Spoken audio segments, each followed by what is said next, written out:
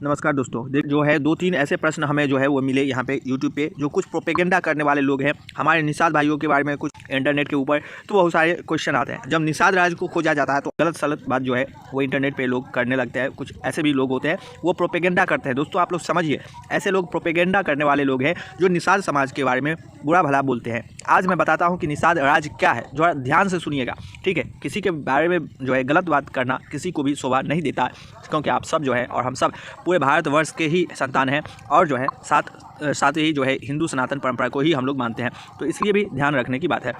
देखिए निषाद राज जो है वो कौन है। देखिए निषादों की राज उपमा है, अब ध्यान आया। और ऋग्वेदपुर के राजा थे, उनका नाम गू था। भगवान राम के मित्र बाल सखा माने जाते हैं। देखिए निषाद समाज के थे राजा गू जो थे, और उनके वनवास काल में जो है भगवान राम, जो आप जानते हैं कि भगवान राम, माता सीता, भैया लक्ष्मण, इन सबको केवट से कहकर जो है गंगा पार करवाया था। तो ये उनमें बेसिकली क्या हुआ था, जब गंगा नदी के किनारे पे गए थे तो यहाँ पे केवट भैया को कहकर जो है वो निषाद राज, क्योंकि मित्र थे भगवान राम के, बाल सखा थे, इसलिए इनको कहें कि आप जो है वो भगवान राम को, माता सीता और भैया लक्ष्मण को जो है गंगा पार लगा दो।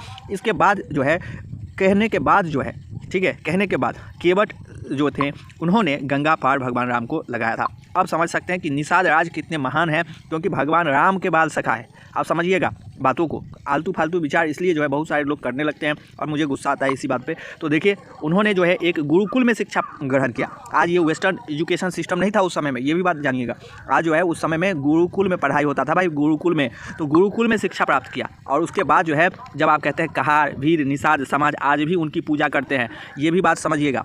तो आलतू फालतू बात जो करते हैं कोई भाई निषाद समाज के ऊपर, उसको मैं इस वीडियो में आप लोग को समझा रहा हूँ कि बेसिकली ऐसे, और जो एक शूद्र वाली जो टैग चलाते रहते हैं फालतू में, जो प्रोपेगेंडा करने वाले हमारे हिंदू सनातन परंपरा को तोड़कर सबको शूद्र की टाइटल पहना कर जो है धर्मांतरण करवाना चाहता है प्रोपेगेंडा कराने वाले लोग, उसको चेतावनी है, क्योंकि ऐसा नहीं करें, क्योंकि इससे जो है वो आप इस देश के साथ गद्दारी कर रहे हो। सनातन परंपरा हिंदू धर्म के साथ गद्दारी मतलब देश के साथ गद्दारी सीधा है, ये भी समझिएगा। क्योंकि ये पूरा जो इंडियन पैसिफिक ओशंस का जो भी है, हिंद प्रशांत महासागर का जो क्षेत्र है, वो पूरा सनातन परंपरा हिंदू सिविलाइजेशन है। सिविलाइजेशन सभ्यता जिसको कहते हैं, थोड़ा पढ़िए लिखिए तब समझ में आएगा। तो ये सिविलाइजेशन का अंग है। जब आप इस सिविलाइजेशन के विरोध करते हो, आप कोई भी धर्म के हो, लेकिन यदि सनातन परंपरा के विरोध करते हो और उसके कारण जो है हमारे आपस में जो है मतभेद पैदा करना चाहते हो, तो ऐसे लोगों से चेतावनी है। देखिए निषाद राज प्रभु राम के को जो है वो पार लगवाने के लिए केवट से कहकर गंगा नदी पार लगवाया था। अब समझ में आया क्या बात था। और वो ऋग्वेदपुर, जो गोरखपुर आज कहलाता है, गोरखपुर वाला क्षेत्र जो कहलाता था प्राचीन काल में, वो ऋग्वेदपुर कहलाता था, और वहीं के वो राजा थे और भगवान राम के राजा के मित्र राजा होते हैं। ये भी बात मालूम होगा ना। कोई भगवान राम ऐसे हुए जो वनवासी भी हुए, वनवासी भगवान राम भी कहा गया है इन्हें, क्योंकि भगवान राम वनवास 14 वर्षों की वनवास जो धारण किए, उस समय में बहुत सारे जो आदिवासी समाज, जनजातीय समाज से भी उनका मित्रता हुआ। कीर समाज, किरात समाज आप सब जानते हैं, तो उन लोगों के साथ मित्रता हुआ। वनवास में ही भगवान राम ने अपनी पहली रात अपने मित्र निषाद राज के ही यहाँ बिताए थे।